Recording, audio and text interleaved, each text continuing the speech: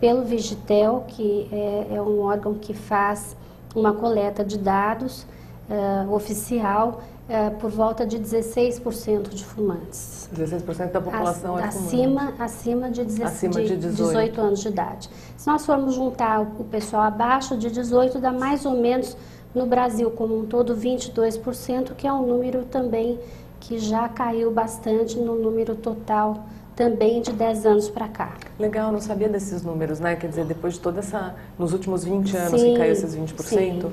Depois de toda essa campanha, né, anti-tabagismo que o país fez, né? Sim.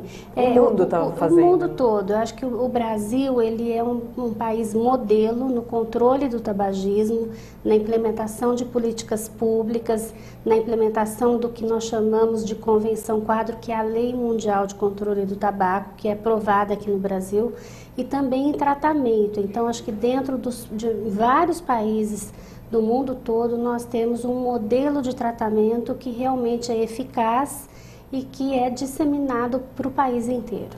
O que é o tratamento para o tabagismo, né? Um tabagista chega, vamos supor, no HCOR, como é que vocês trabalham? Então, nós temos um serviço, um ambulatório de atendimento de psicologia, que é um ambulatório que ele atende pacientes como uma terapia breve mesmo, não é para um caso de você ter que ficar mais tempo em terapia, quer dizer, dependendo da linha teórica do profissional, é focado dentro do conceito da terapia breve, e para o tabagismo da mesma forma. Então, o tabagismo geralmente nós acompanhamos, são 9 sessões, com acompanhamento médico, se for necessário ele tomar alguma medicação para ajudar no sintoma de abstinência, e o adesivo de nicotina, se for o caso de reposição de nicotina. E nós, paralelamente a isso, nós fazemos um acompanhamento psicológico com abordagem cognitivo-comportamental, que é o mais indicado para esse tipo de paciente. Então, esse tipo de dependência, ela funciona melhor o tratamento quando você trabalha a parte de comportamento, emoção, sentimento e a cognição, que é o pensamento que esse paciente tem quando ele tenta parar de fumar e ele tem algumas dificuldades. Por exemplo, para ele é sempre difícil porque ele fala, bom, se eu parar de fumar eu não consigo pensar direito, ou eu não tenho prazer. Então eles têm um padrão de pensamento que é muito complicado e muito automático. Então nós trabalhamos em cima desses padrões de pensamento que na nossa linguagem é aquele padrão disfuncional. Né? São 9 sessões, são sessões semanais, para as 6 primeiras quinzenais, 2 com intervalo de 15 dias e um retorno 30 dias após a 8ª. Isso dá um período de 3 meses e meio de acompanhamento, que é o que nós precisamos para que ele consiga parar de fumar. É o suficiente? É o suficiente. Geralmente ele para em torno da 4ª, 5ª sessão e depois nós conseguimos fazer só a manutenção. O ideal é que ele voltasse ao tratamento para um follow-up, para uma manutenção, até completar 52 semanas. Mas o fumante, quando ele para, ele já não quer mais saber nem do hospital, nem da psicóloga, nem de nada. Ele ainda toma medicação, mas ele já acaba não vindo mais nos retornos, e eventualmente nós temos um processo de fazer algumas ligações para checar se esse paciente continua abstinente ou não, até para que nós possamos ter uma estatística nossa. Qual é a estatística, né, de remissão? A estatística nossa hoje no hospital de pacientes externos, ela é em torno de 55% em um ano de abstinência. Quando nós jogamos essa estatística para algumas empresas que nós atendemos, e aí nós vamos à empresa, esse tratamento é feito também, pode ser feito em company, você vai, atende um grupo dentro de uma empresa específica, E desta forma, essas pessoas que convivem, estão lá juntas, tem um departamento de medicina dentro desse local que acompanha quando a gente termina o tratamento, então isso facilita com que a abstinência seja melhor. Então, nesses locais nós conseguimos até 70% de abstinência em um ano, sempre com alguma associação com medicação. É difícil pacientes que procuram tratamento não pararem sem nada. A maioria acaba tendo que tomar algum remédio. Até porque, né, a grande maioria, até falo por mim, sim, você sempre faz uma tentativa sem a medicação, uma, duas ou três, né? Exatamente. Eu já feito 2 tentativas sem medicação e parei faz 8 anos. Parabéns, há 8 anos atrás... Parabéns, isso é maravilhoso. É muito bom. E há 8 anos atrás, assim, a medicação era uma coisa, toma, não toma, em geral as pessoas não tomavam, era um pouco menos difundido do que é hoje, sim, né? A medicação que nós temos, começamos a ter o adesivo de nicotina, isso na época que começamos a trabalhar, 20 anos atrás, um adesivo até de boa qualidade, realmente ajuda bastante na sintomatologia de abstinência. Depois vieram os medicamentos, o primeiro foi um antidepressivo, que ajuda realmente bastante, mas ele tem um acesso melhor para controlar a ansiedade para fumar. Em alguns momentos tem que ser associada essa medicação com a reposição de nicotina também. E o último medicamento, que é o mais recente, que é o mais conhecido, que não é um antidepressivo, mas ele ajuda a controlar o prazer de fumar. Então ele simula no cérebro, é como se o paciente estivesse fumando. Então, em 3, 4 dias que a pessoa começa a tomar o remédio, ela já não tem mais a vontade de pegar o cigarro. É claro que essas medicações, elas têm que ser sempre dadas por médico, não deve ser comprada sem orientação e deve ter um acompanhamento, porque algumas pessoas podem ter reações diversas mediante a esse remédio. Então é importante você ter um acompanhamento. O que eu vejo muito, né, são pessoas falando, a gente escutou até agora há pouco. Eu já tomei um determinado remédio, ou eu já tomei o outro, né? Ou de uma classe ou da outra de medicações. Aí, até no consultório, eu pergunto, mas quem te deu, né? Aí, escuto as mais diversas. Ontem mesmo eu escutei de uma paciente, foi meu endocrinologista. Mas ele te deu só essa medicação, mas eu não consegui, eu fiquei muito irritada, eu não consegui, tomei 2 dias e parei. Certo. Quer dizer, é falta de acompanhamento isso, né? Falta de instrução também. Olha, o remédio vai te deixar mais irritada, exato, né? O médico, assim, ele geralmente quando a pessoa vai ao consultório e pede, o médico ele acaba se limitando a dar uma receita e não faz o acompanhamento que precisa. É lógico que nem todo mundo vai poder ter acesso a um tratamento que às vezes tem um psicólogo junto, nem sempre o médico tem um psicólogo junto com ele, e nesse sentido isso é ruim, porque ele toma o remédio 2, 3 dias, pode ter algum efeito colateral, é normal, mas se ele estiver sendo acompanhado, isso vai ser orientado, acompanhado, esclarecido. Aí ele para de tomar o remédio não presta, ele não para de fumar e aí ele fica insatisfeito. Então, isso é muito ruim, isso acaba queimando o tratamento de uma certa forma. Então, é importante que, mesmo se naquele local não tiver alguém da área da psicologia acompanhando, e eu acho que é necessário, porque o remédio controla a dependência física e nós vamos trabalhar na dependência psíquica, pelo menos o médico deveria acompanhar esse paciente nos 3 primeiros meses, para ele poder realmente dar um suporte para esse paciente. Ele não vai conseguir talvez o mesmo suporte que nós damos, mas pelo menos esse acompanhamento com o vínculo médico-paciente que pode ajudá-lo a passar por essa primeira fase mais difícil. Eu acho interessante as fantasias do fumante, né, em relação ao parar de fumar. Exato. Como você falou, não vou mais sentir prazer na vida, e é fato, né? Eu, pelo menos, sem a medicação, sentia muito desprazer nas coisas, é como se as coisas tivessem perdido o brilho. Exato. Então, a nicotina, que é a única droga do cigarro que vicia, o cigarro tem 4.720 substâncias químicas, a nicotina é a única que gera dependência. E é uma dependência física, psíquica e também ela acaba fazendo com que a pessoa estabeleça condicionamentos às situações. Então, é uma droga psicoativa, então ela age no físico e no emocional ao mesmo tempo. Então, a nicotina ela vai fazer muito isso, ela, como toda droga, o primeiro princípio que ela tem é gerar prazer. Então, quando você para de fumar, realmente para o fumante as coisas passam a ficar, para o ex-fumante, né? Passam a ficar sem graça, é como se tudo perdesse o sentido. Então, é interessante porque alguns a questão do prazer é muito forte, outras a redução da ansiedade é mais, e para outros a questão da estimulação, né? A pessoa usa o cigarro como uma gasolina. Ele tem que fumar para ele poder trabalhar e fazer as coisas, senão ele não consegue se concentrar. Na verdade, o fumante sente um pouco de tudo isso, né? Com certeza. Então, tem o cigarro da estimulação, o cigarro de tirar a ansiedade, aquele que você não consegue ficar sem, sempre associado, é interessante, é sempre associado a eventos, né? Então, a situações. A parte mesmo da questão da ansiedade é muito típica, né?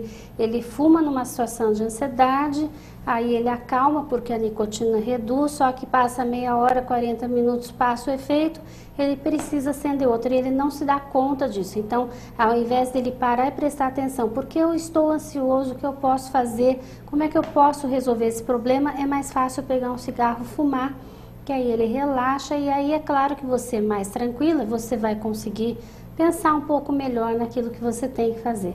Então é esse o trabalho que nós fazemos com o fumante. A primeira coisa é acolhimento, quem fuma precisa ser acolhido, ele não pode ser contestado, ele não pode ser agredido, né?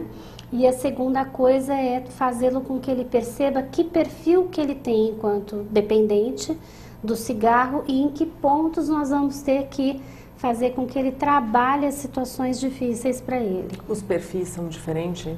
Os perfis eles têm essas diferenças conforme eu te falei.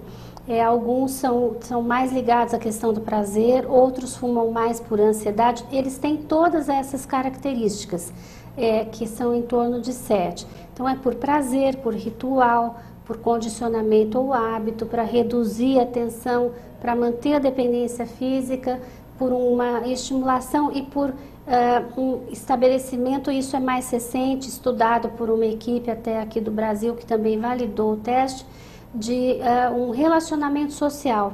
A pessoa usa o cigarro para ela se relacionar, é como se ela precisasse de ter alguma coisa na mão e mesmo aquela questão do cigarro nos finais de semana, na balada, que também ajuda muito o jovem nesse contexto. O fumante só de final de semana, né? Como o alcoólatra só de final de semana. É um considerado fumante? É considerado um fumante. Isso foi até bastante discutido agora no 31 de maio, que é aquele fumante que chega, fuma bastante no final de semana, geralmente sexta, sábado e domingo, e quando isso passa a se tornar uma rotina, gradativamente, realmente isso vai gerando uma dependência, e aí todos os finais de semana ele vai ter aquela necessidade de utilizar o cigarro, porque senão ele começa também a ter sintomatologia de abstinência. As dependências estão muito associadas à noite, né? A noite está muito associada às dependências, quem gosta de sair à noite. Exato. Então, assim, bebida e cigarro principalmente. Bebida e cigarro principalmente. E a bebida tem uma coisa interessante, a bebida ajuda a nicotina a se potencializar mais rapidamente, então ela é eliminada mais rapidamente do organismo. Com isso, quem fuma e bebe, geralmente é muito comum e o fumante sabe disso. Então, se ele fuma normalmente um maço de cigarro por dia, quando ele bebe, ele fuma 1,5 maço ou 2, porque ele precisa repor nicotina muito mais rapidamente. Então, realmente essa associação é complicada e na questão do jovem, na balada, na área social, nós observamos que as mulheres têm fumado e bebido mais comparativamente ao homem. E isso é um dado que vem crescendo. As mulheres, o sexo feminino está quase alcançando o sexo masculino em número de prevalência de fumantes. Isso é um dado assim bem é preocupante mesmo, até porque a mulher tem outras questões, como, por exemplo, se ela fumar e tomar pílula anticoncepcional, o risco dela ter uma trombose, por exemplo, nas pernas é grande, ou de ter até um infarto é de 10 vezes maior. Então, temos que tomar alguns cuidados e orientar bem a população em relação a isso. Uhum. Por que você acha que aumentou, né, a prevalência de mulheres fumantes? Olha, o que nós temos observado é que tem algumas coisas importantes. A mulher ela tem passado cada vez mais a participar do contexto do dia a dia, tanto quanto o homem, né? O estresse, a ansiedade, as preocupações, o trabalho, ocuparem cargos também, que são cargos de destaque. Com isso, o estresse também acaba aumentando, a ansiedade. Se ela não lida muito bem com isso, ela vai ter uma válvula de escape. Então, a mulher acaba tendo uma questão emocional muito interessante em relação ao cigarro. Só que na hora de parar, ela tem uma dificuldade maior.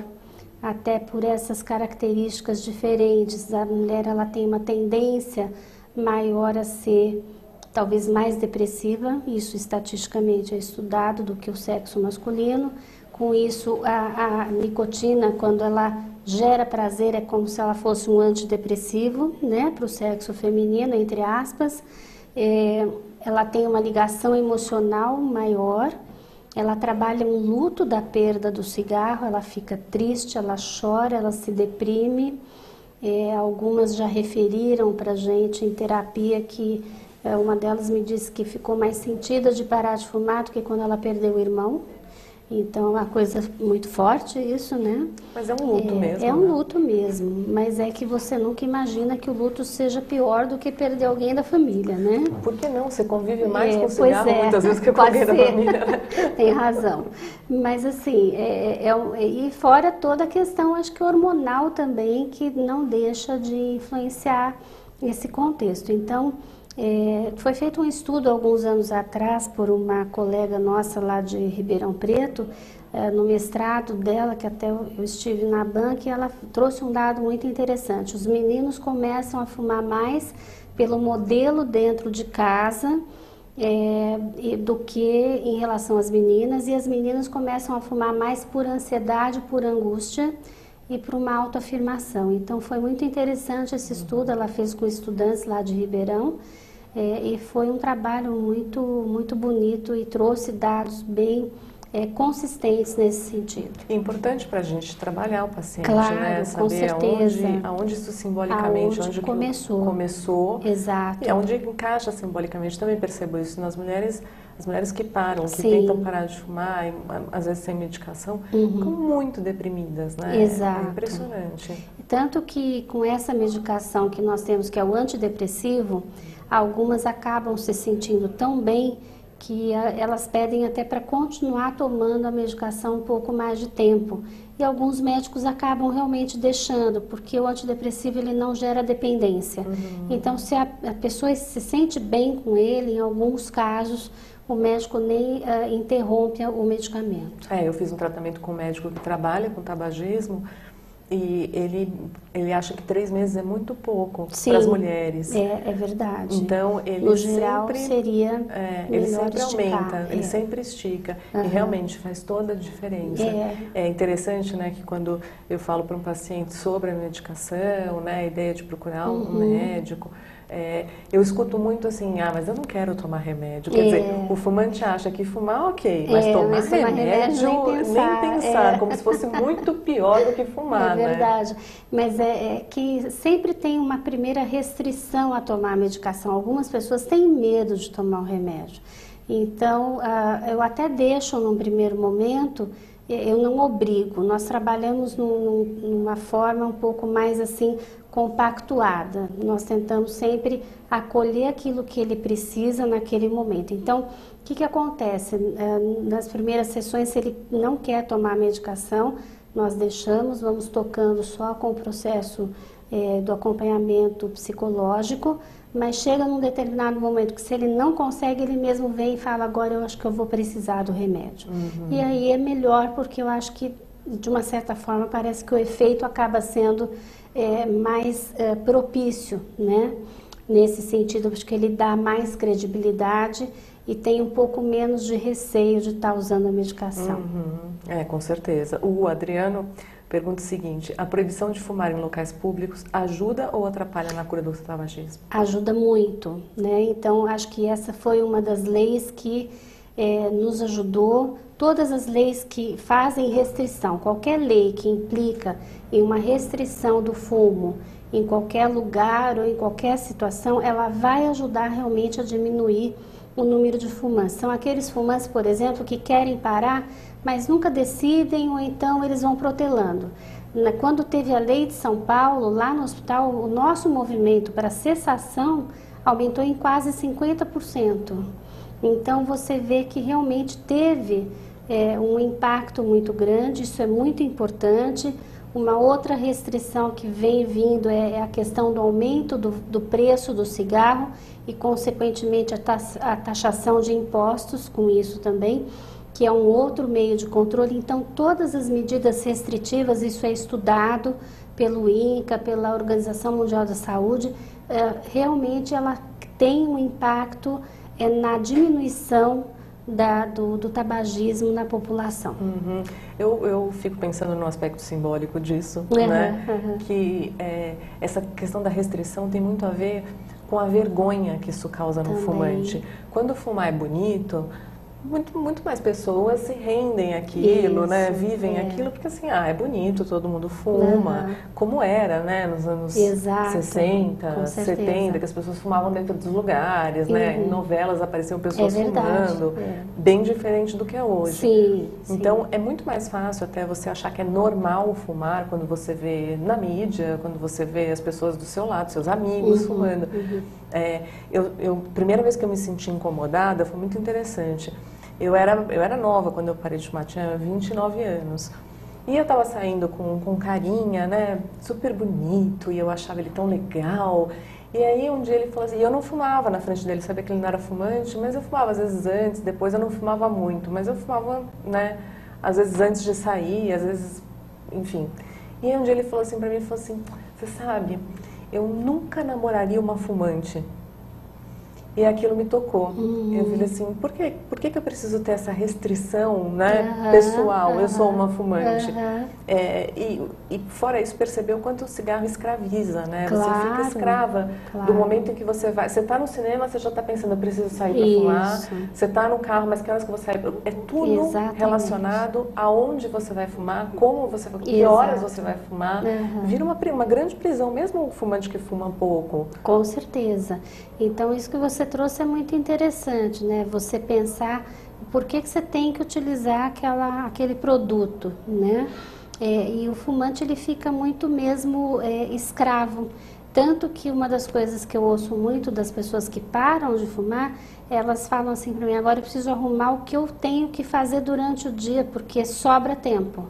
Porque esse tempo que eu parava minhas coisas para sair fumar, agora ele sobra e eu não tenho o que fazer. Então é importante, inclusive, ocupar esse tempo.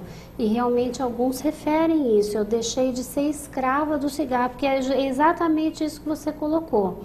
A pessoa fica buscando um momento, ela fica pensando, vou sair para fumar, nossa, agora eu não estou fumando, mas queria estar fumando. Então o dia inteiro em torno dessa situação. Então realmente eu acho que você colocou super bem esse foco. Eu conheci uma mulher que ela falou que o dia que ela resolveu parar de fumar foi quando ela estava em casa, ela entrou num desespero à noite, ela saiu de camisola, pôs só o penhoar, saiu para comprar cigarro, quando ela se viu no meio da padaria, de penhoar, comprando cigarro, ela falou assim, eu não quero isso para minha vida, eu estou escrava desse negócio aqui, não quero. Nesse momento ela disse que jogou o maço fora e nunca mais fumou. Tem muitas histórias que a gente escuta, eu joguei o maço fora, quando meus filhos nasceram, eu joguei o maço fora e nunca mais fumei. Sim, só que eu digo isso para o fumante sempre. Não se baseia nessa história. Essa é uma história de sucesso. Né? Se você não vai ter esse mesmo sucesso desse jeito, existem outras formas. O importante é parar de fumar. Não é como você vai parar. Essa pessoa que joga o maço fora e para é a minoria. né? A maioria, geralmente, ela precisa realmente de um suporte, às vezes de remédio, de tratamento, não é fácil. E pelos estudos científicos, nós sabemos que o fumante, ele precisa, por vezes, de 5 a 7 tentativas até ele conseguir ficar realmente abstinente. Então, as recaídas, na verdade, elas não são vistas como fracasso, elas são vistas como aprendizado, porque o processo que ele para e aí ele volta, ele tem que ser trabalhado para que ele use isso como uma coisa positiva lá na frente, para evitar dele recair de novo. Então, ele vai aprendendo a lidar com isso. Não é um processo fácil, nós sabemos, o fumante realmente sofre, mas não é impossível, né? Agora é importante que ele tenha, assim, já uma conscientização de que é isso mesmo que ele quer fazer. Eu tive uma paciente uma vez muito interessante que ela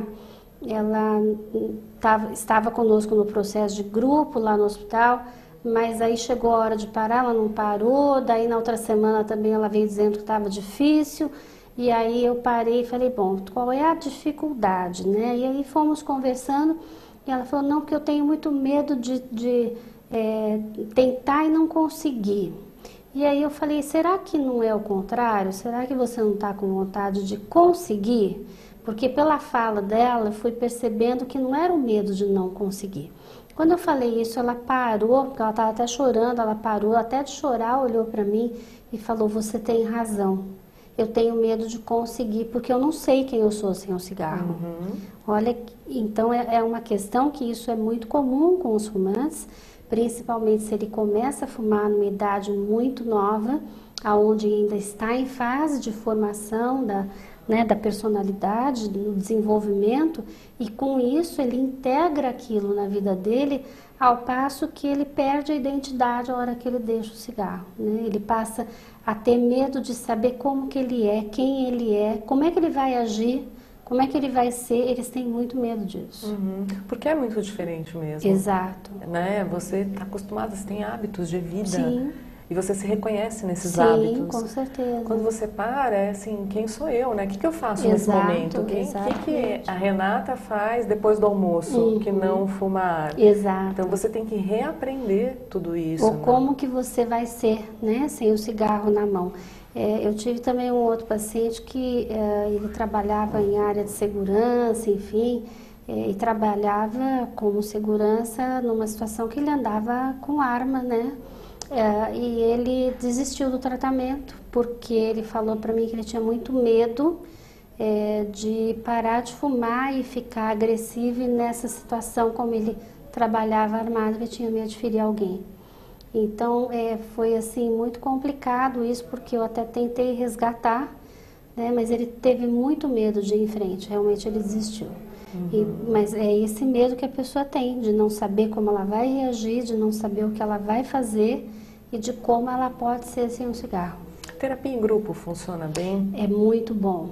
Nós atendemos tanto individualmente como em grupo. Porque essas experiências são muito legais de você escutar. O outro também passa por isso, sim, também tem medo exato. de deixar o cigarro também, né? É aquele processo que a gente fala tanto de identificação com o outro como de diferenciação, né? Então, ele perceber que o outro também sofre, que o outro também tem dificuldade, ou então vem um e fala assim, olha, eu fiz tal coisa, deu certo para mim, tenta fazer igual. Então, existe uma ajuda mútua, né? Eles passam até a se relacionar, tem alguns grupos que o pessoal troca telefone, um liga para o outro, dá apoio, sai para comer uma pizza, entendeu? Fazer um programa. Então, é muito interessante como os grupos acabam se organizando nesse sentido. E é interessante porque o fumante, né, ele gosta de saber que você é um ex-fumante. É como qualquer dependência, né? Onde nas clínicas os ex-dependentes atendem. Verdade. Eles gostam de saber que você sofreu aquela mesma coisa, que você passou por aquele sofrimento. Exato. Né? E até quando você fala um pouco no assunto, eles até perguntam, mas você já fumou? Você não fumou ainda? Porque é uma questão assim de você falar, bom, mas se ela conseguiu, eu também consigo. Então é interessante como eles funcionam nesse sentido, né? E hoje eles se sentem cada vez mais rejeitados. Eu tenho muita procura de tratamento porque eles falam, olha, eu acendo um cigarro, todo mundo já me olha torto.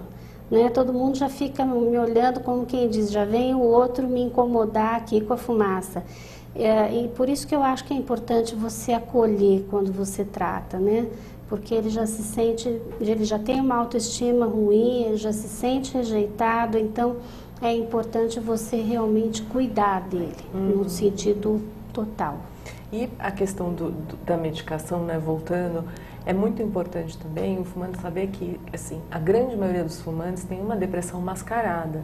Né? Como os psiquiatras chamam, Sim. que está mascarada pelo uso do cigarro. Exato. Como você disse, o cigarro entra como função antidepressiva a hora que ele é um estimulante, a hora que ele abaixa a ansiedade. Exatamente. Então, quando o fumante fala, não, mas eu não quero tomar um antidepressivo, você está tomando, você está fumando. Exatamente. Né? E o que é muito pior, tem muito mais substâncias, mais 600 cancerígenas, né? Sim, são muitas substâncias cancerígenas, são várias doenças tabaco relacionadas, são mais de 50 doenças, entre doenças do coração, de circulação, câncer, enfisema pulmonar, disfunção erétil nos homens. Então você tem aí uma gama de doenças associadas.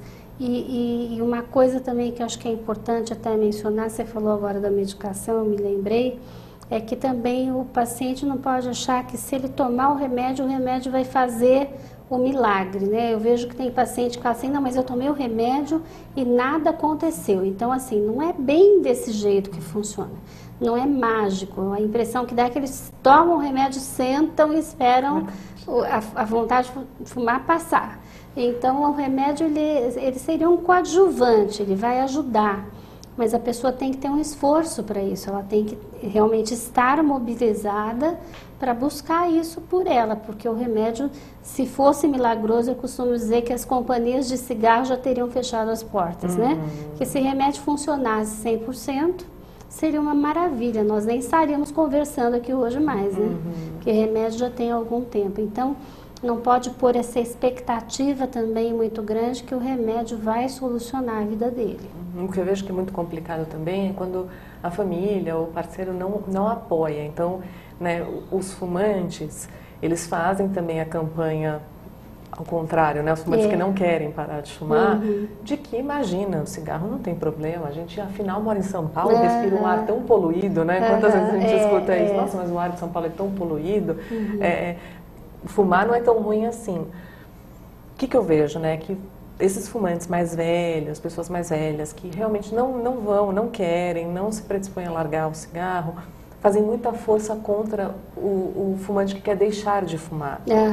E quando isso é em casa, aí é muito ruim, né? Então, assim, quando o marido fuma e não quer parar de fumar, eu vejo que muitas vezes o fumante boicota o sucesso do tratamento do que quer parar. Isso é verdade. E tanto que uma das coisas que nós trabalhamos com esses fumantes, principalmente se ele convive com outro, é o que nós chamamos de assertividade. Ele tem que ser muito direto e objetivo para resistir a alguém que fala, fuma só um, não tem importância, imagina, o médico falou que era ruim, mas não vai fazer mal nenhum, você só fumar um cigarrinho. E fumar um cigarrinho, ele volta e faz a recaída. Então, existe realmente um boicote, até mesmo quando você tem as leis que são feitas, todas as campanhas, tem algumas pessoas que se manifestam, eu recebo às vezes até e-mail agressivo, dizendo assim, porque vocês perseguem fumante. Ninguém persegue fumante, né? Nós não somos contra o fumante.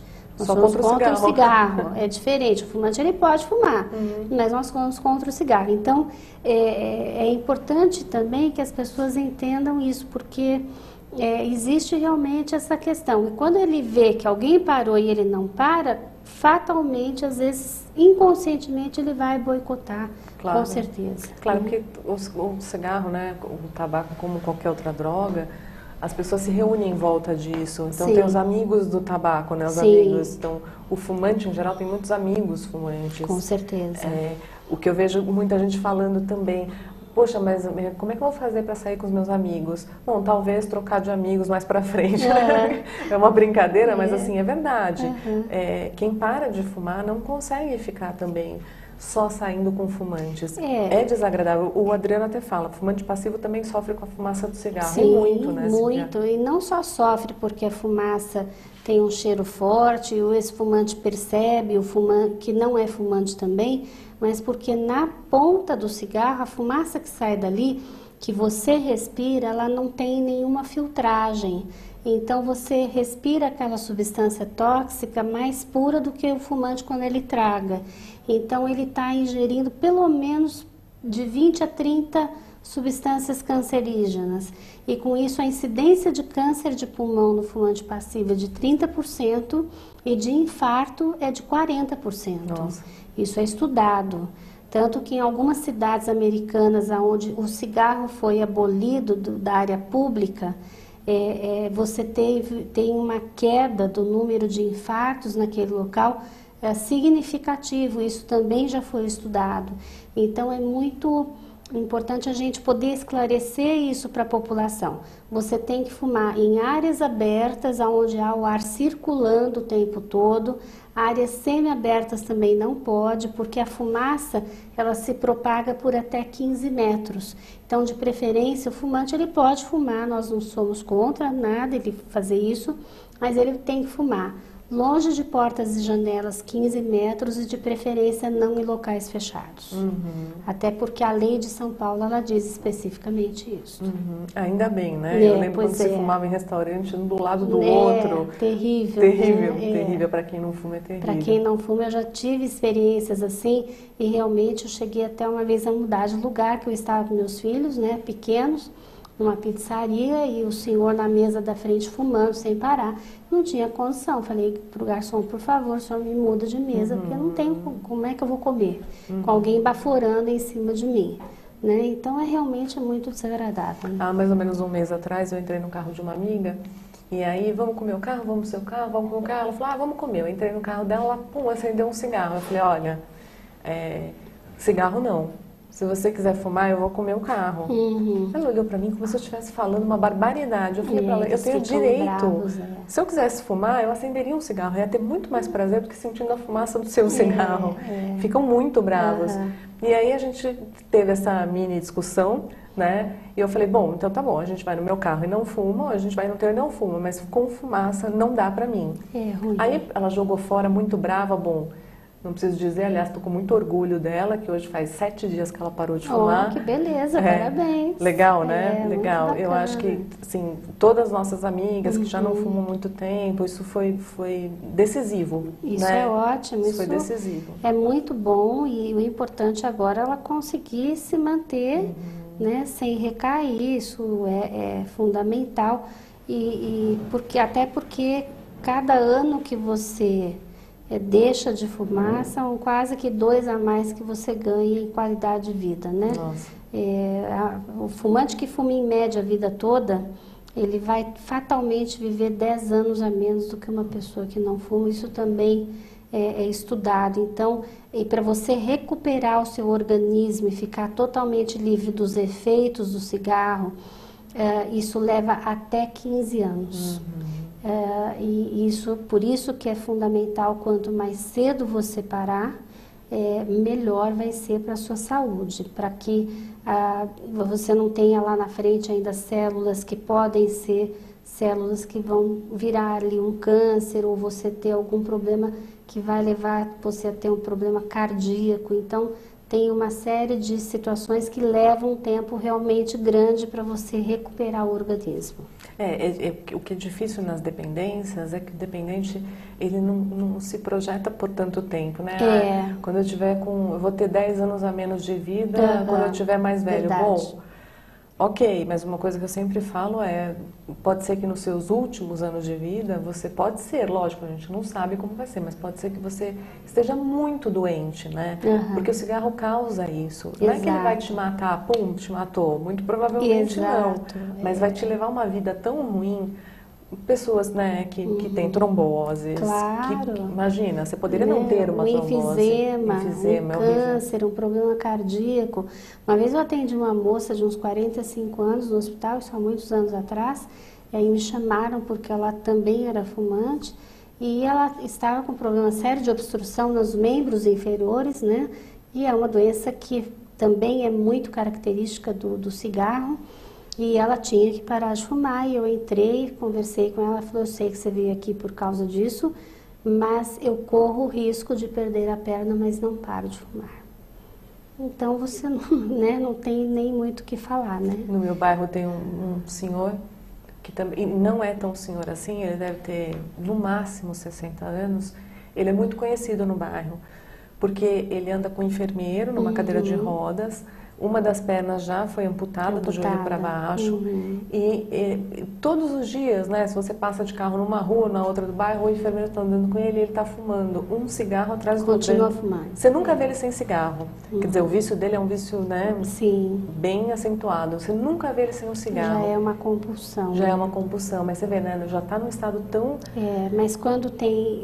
Eu aprendi uma coisa na minha prática, paciente que já tem doença grave instalada, é aquele que mais tem dificuldade para parar.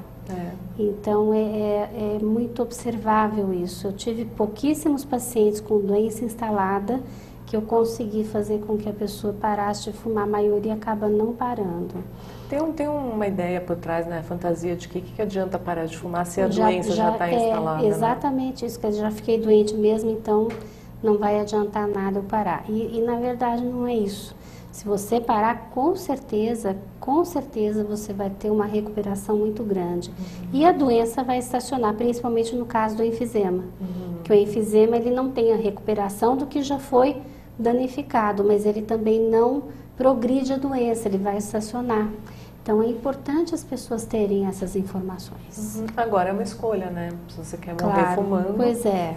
Uma escolha. Pois é. Né? É sempre uma escolha, né? E assim, tudo é lógico, existe é arbitrário, você pode optar. Mas sempre é bom optar com bastante consciência, né? Se é aquilo mesmo que você quer.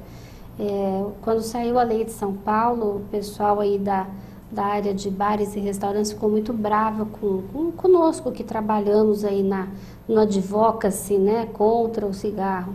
E uma vez, numa entrevista que eu fiz numa outra televisão, ele foi super agressivo, essa pessoa estava junto comigo e falou assim, não, porque vocês ficam brigando por causa disso e tiram o prazer da pessoa de fumar, e não importa se ela vai morrer mais cedo, o que importa é ela morrer com prazer. Eu falei, olha, sinceramente, é a primeira vez que eu vejo alguém falar uma coisa dessas, né? Porque eu não sei, eu gostaria de morrer, eu acho que todos nós gostaríamos de morrer de uma forma que nós não sofrêssemos tanto, que independente se eu vou estar tendo um prazer, quer dizer, eu vou ter prazer e vou depois lá me danar lá na frente, né? Quer dizer, uma coisa tão absurda de que eu nem sei se ele mesmo acreditou naquilo que ele falou, né?